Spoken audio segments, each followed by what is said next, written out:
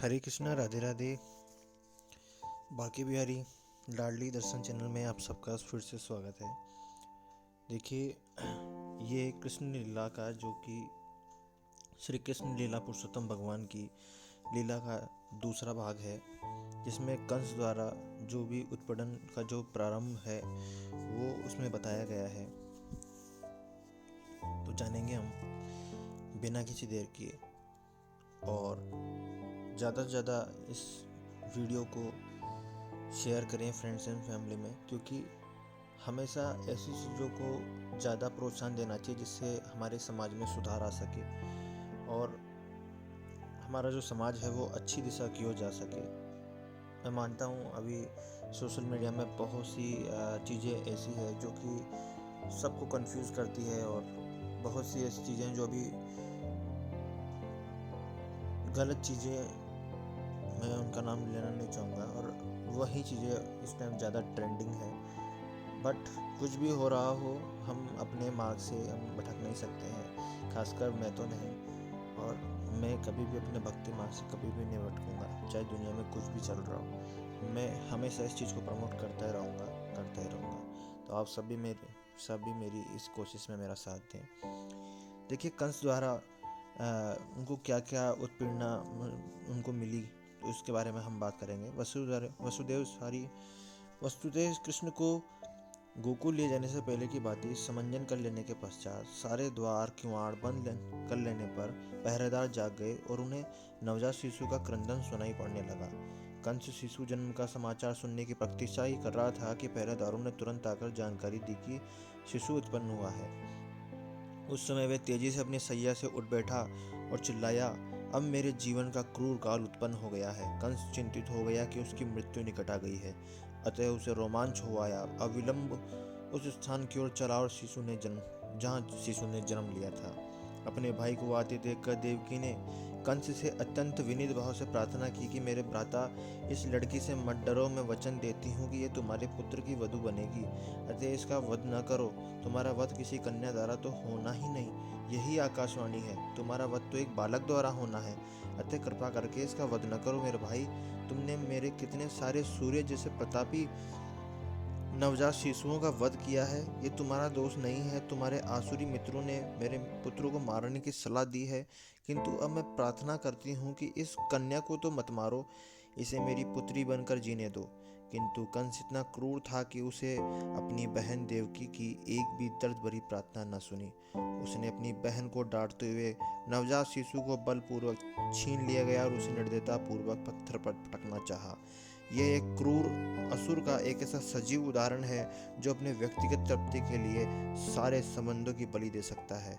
किंतु वह शिशु तुरंत ही उसके हाथों से फिसल गया और आकाश में जाकर विष्णु की अष्टभुजा अनुजा के रूप में प्रकट हुआ। वह सुंदर वस्त्र और पुष्पमालाओं आभूषणों से सुशोभित थी और अपनी 8 भुजाओं में धनुष, भाला, तीर, तलवार, शंख, चक्र, गदा और ढाल धारण किए हुए थी। कन्या को प्रकट होते देखकर सिद्धचारण, गंधर्व, अप्सरा, किन्नर तथा उरक लोगों के द्वारा सारे देवतागण उसे विविध वस्तुएं भेंट करने लगे और अपनी अपनी और प्रार्थनाएं करने लगे। ऊपर से उस देवी ने कंस को संबोधित किया कि अरे धूर्त, तू मुझे कैसे मार सकता है? तुझे मारने वाला बालक इस संसार में कहीं पहले ही प्रकट हो चुका है। तू अपनी बहन के प्रति इतना क्रूर मत बन। इस प्रगटे के बाद देवी दुर्गा विश्व के विभिन्न भागों में भिन्न भिन्न नामों से विख्यात हो गई।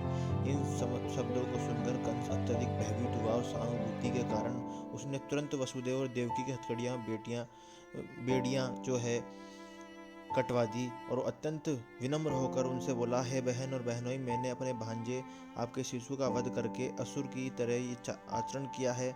मैंने अपने घनिष्ठ संबंधों की रंच मात्र भी परवाह नहीं की। मैं नहीं जानता कि मेरे इन देशपूर्ण कार्यों का क्या परिणाम होगा। संभवतः मुझे नरक का भोग करना पड़े, जहाँ ब्रह्म हत्या करने वाले भेजे जाते हैं। किंतु मैं विस्मित हूँ कि आकाशवाणी सच नहीं उतरी। असत्य प्रचार केवल एक मानव समाज तक ही सीमित नहीं है।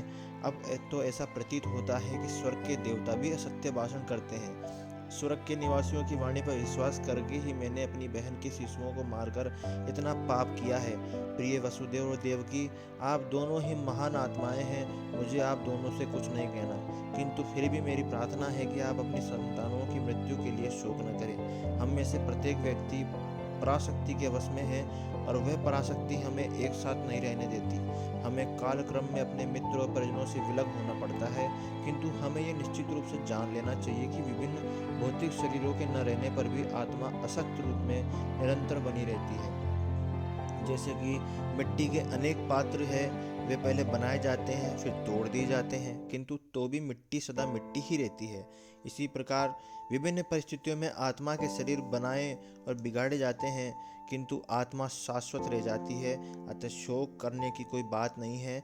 प्रत्येक व्यक्ति को समझ लेना चाहिए कि यह भौतिक शरीर आत्मा से भिन्न है, और जब तक कोई इसे समझ नहीं लेता तब तक उसे देहांतर प्रक्रिया स्वीकार करनी होगी।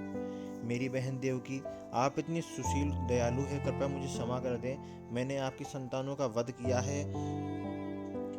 आप उनकी मृत्यु से शोक संतप्त न हो। वास्तव में मैंने किया है क्योंकि ये सब पूर्व निर्धारित कार्यकलाप है। मनुष्य को पूर्व निर्धारित योजना के अनुसार कर्म करना होता है, भले ही वे अनिच्छा से क्यों न करे। लोगों की भ्रामक धारणा है कि शरीर की मृत्यु के बाद आत्मा भी नष्ट हो जाती है, अथवा वे सोचते हैं कि एक प्राणी दूसरे का वध कर सकता है।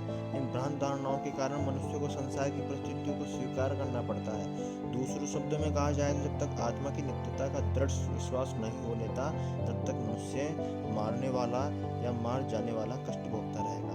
हे मेरी बहन देवकी, बहनोई वसुदेव, मैंने आप लोगों के प्रति जो अत्याचार किए हैं उन्हें क्षमा कर दिए। मैं शुद्ध हृदय हूँ और आप अपने विशाल हृदय हैं, अतः मेरे ऊपर क्या दया दिखाए और मुझे माफ करें। जब कंस इस प्रकार अपनी बहन और बहनों से बातें कर रहा था तो उसकी आंखों से आंसुओं की धारा बहने लगी और वह उनके चरणों में गिर पड़ा। कंस ने जिस दुर्गा देवी को मारने का प्रयत्न किया था, उसी के वचनों पर विश्वास करते हुए उसने अपने बहनोई बहन को तुरंत बंधन मुक्त कर दिया। उसने स्वयं उनकी हथकड़ियां खोल दी और उनके प्रति परिवार के सदस्य की भांति वे सहानुभूति दिखाने लगा। जब देवकी ने अपने भाई को इस तरह पश्चाताप करते देखा तो वे शांत हो गई और अपने संतानों के प्रति किए गए सारे अत्याचारों को भूल गई। वसुदेव भी विगत घटनाओं को स्मरण करते हुए अपने साले से हंसकर बोले कि हे भाग्यशाली साले, तुम भौतिक शरीर और आत्मा के विषय में जो कुछ कह रहे हो वे बिल्कुल ठीक है। प्रत्येक जीवात्मा जन्म से ज्ञानी है और वह अपने आप को भौतिक शरीर समझ बैठता है। यह जीवात्म बुद्धि अज्ञान जनित है और इसी अज्ञानता के आधार पर हम शत्रुता या मित्रता पैदा करते हैं। शोक, हर्ष, भय, ईर्ष्या, लोभ, मोह, उन्माद हमारी देहात्म बुद्धि के विविध पक्ष है और इस प्रकार से प्रभावित मनुष्य भौतिक देह के कारण ही शत्रुता में प्रवृत्त होता है।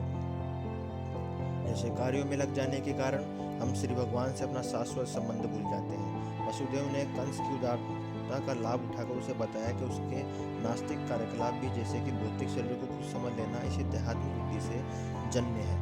जब वसुदेव ने कंस से इस प्रकार ज्ञानप्रद बातें की तो वे अत्यधिक प्रसन्न हुआ और उससे अपने भांजे को मारने की अपराध भावना कुछ कम हुई। अपनी बहन देवकी और बहनोई वसुदेव से आज्ञा लेकर वे शांत चित्त अपने घर लौट आया। किंतु दूसरे दिन कंस ने सारे मंत्रियों को बुलाकर उनसे विगत रात्रि में जो कुछ भी घटा था कह सुनाया। कंस के सारे मंत्री असुर थे और देवताओं के परम शत्रु, अतः वे स्वामी से रात्रि की घटनाओं को सुनकर उदास हो गए। अधिक अनुभवी और विद्वान न होने पर भी वे कंस को इस तरह सलाह देने लगे, श्रीमान, हमें चाहिए कि सारे नगरों, कस्बों, गांवों, गोचरों में विगत 10 दिनों में जितने बालक उत्पन्न हुए हो उन सबको मार दिए जाने का प्रबंध करें। हमें चाहिए कि सूचना को बिना किसी भेदभाव के कार्यान्वित करें। हमारा विचार है कि यदि हम कुकृत्य करेंगे तो फिर देवताओं को हमारे विरुद्ध कुछ भी करने का साहस नहीं हो सकेगा। वे हमसे युद्ध करने से सदैव डरते हैं और यदि वे हमारे कार्यों को रोकना भी चाहेंगे तो भी उनमें ऐसा करने का साहस नहीं जुट पाएगा।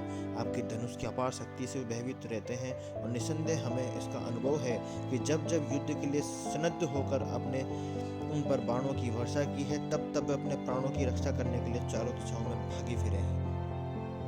अनेक देवता आपसे युद्ध करने में असमर्थ रहे हैं और उन्होंने तुरंत अपनी पकड़ी उतारकर अपने बालों की ग्रंथियां खोलकर आपकी शरण ग्रहण की है और हाथ जोड़कर अपने प्राणों की भिक्षा मांगते हुए कहा है कि स्वामी, हम आपके पराक्रम से भयभीत हैं, आप हमें इस घातक युद्ध से उबारिए। हमने कई बार ये भी देखा है कि जब कभी शत्रु अत्यंत भयभीत हो जाते हैं और उनके धनुष बाण विनष्ट हो चुके होते हैं और अपने सैनिक कौशल को भूलकर लड़ने में असमर्थ हो जाते हैं, तो आप इस शरणागत शत्रु का वध नहीं करते थे। अतः वस्तुतः हमें इन देवताओं से भयभीत नहीं होना चाहिए। इन लोगों को शांति काल में युद्धभूमि से बाहर रहकर महान योद्धा होने का अत्यंत गर्व है, किंतु वास्तव में ये युद्धभूमि में कोई कौशल या सैन्य शक्ति प्रदर्शन नहीं कर सकते। इंद्र समय भगवान विष्णु, शिव जी, ब्रह्मा जी की सहायता करने सदैव उद्यत रहते हैं, किंतु हमें उनसे डरने का कोई कारण नहीं है। जहाँ तक भगवान विष्णु का प्रश्न है, वे तो पहले ही जन के हृदय में अनहित हो चुके हैं और वे बाहर नहीं आ सकते। और शिव जी ने तो अपने सारे कार्यकलापों का परित्याग कर रखा है, वे पहले से ही वनवासी हो चुके हैं। और भगवान ब्रह्मा हमेशा विभिन्न प्रकार की तपस्या और ध्यान में लगे हुए हैं। इंद्र तो आपकी शक्ति के समक्ष तिनके जैसा है, अतः हमें इन देवताओं से डरने की कोई बात नहीं, किंतु हमें असावधान भी नहीं रहना चाहिए, क्योंकि देवता हमारे कट्टर शत्रु है। हमें अपनी रक्षा करने के लिए सावधान रहना चाहिए, उनको समूह नष्ट करने के लिए हमें आपकी सेवा करनी चाहिए और आपकी आज्ञा के पालन के लिए सदैव सनद्ध रहना चाहिए। असुरों ने आगे कहा कि यदि शरीर में कोई रोग हो और उसकी परवाह न की जाए तो वह असाध्य बन जाता है। इसी प्रकार यदि इंद्रियों को छूट दे दी जाए तो उनको वश में कर पाना दुष्कर हो जाता है।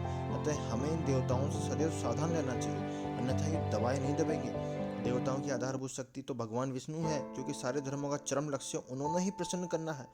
वैदिक आदेश ब्राह्मण, गाय, तप, त्याग, दान, पुण्य सारे कृत्य भगवान विष्णु को प्रसन्न करने के लिए है। अतः हमें चाहिए कि हम तुरंत ही उन सारे ब्राह्मणों का जो वैदिक ज्ञान की निधि है और उन ऋषियों का वध करना प्रारंभ कर देना चाहिए, जो अनुष्ठ कार्यों को संपन्न करने में लगे हुए हैं। हमें सारी गायों का वध कर देना चाहिए जो माखन की स्रोत है, यज्ञ के लिए घी न मिल सके। कृपया हमें इन समस्त प्राणियों का वध करने की अनुमति प्रदान करें। वास्तव में ब्राह्मण, गाय, वैदिक ज्ञान, तपस्या, सत्य, इंद्रिय, मन का संयम, स्वामी भक्ति, दान, सहिष्णुता, यज्ञ, ये ही भगवान विष्णु के दिव्य शरीर के अंग स्वरूप है। भगवान विष्णु सबों के हृदय में विद्यमान है और वे शिव, ब्रह्मा सहित समस्त देवताओं के नायक है।